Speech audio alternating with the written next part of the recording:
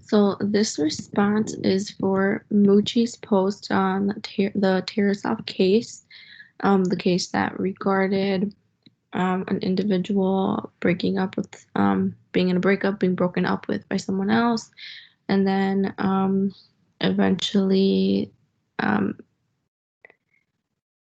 being in denial and had made a plan to kill this person, and therapist knew about it, but they just told them not to say those type of things. And he was committed, but he was then released with the basis that he was being rational and that he wasn't going to do anything because he said he wasn't going to do anything. But he did eventually end up stabbing this person, his ex.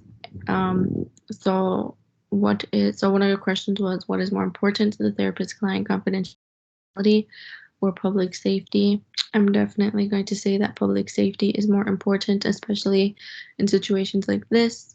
I think that therapist client confidentiality should always be a thing. Let's say someone does make a threat, but they are already committed or they're about to be committed.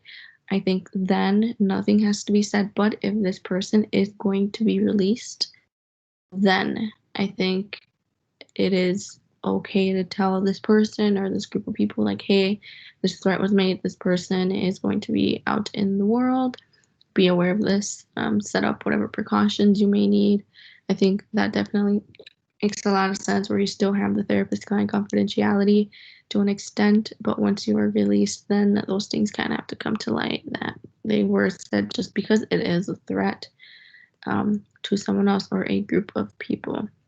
The next question is, do you think what the police did was right, letting him go because he appeared rational? This one is difficult. What does rational mean in this situation? Is it actually him showing improvement or a specific period of time? Is it in one instance, one situation, one encounter, he appeared to be rational, saying normal things? The thing with this is that individuals can lie, they can act. It is difficult to actually understand or know if a person is rational. Just because they say they're not going to kill someone, it does not mean they're not going to do it. And this is a perfect example of that situation.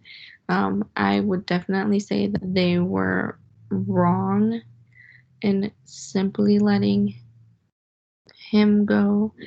I think they should have looked deeper into it and maybe set a later date where they can still evaluate him and figure out if he did still want to do something. I think that makes more sense than simply letting him go because he appeared to be.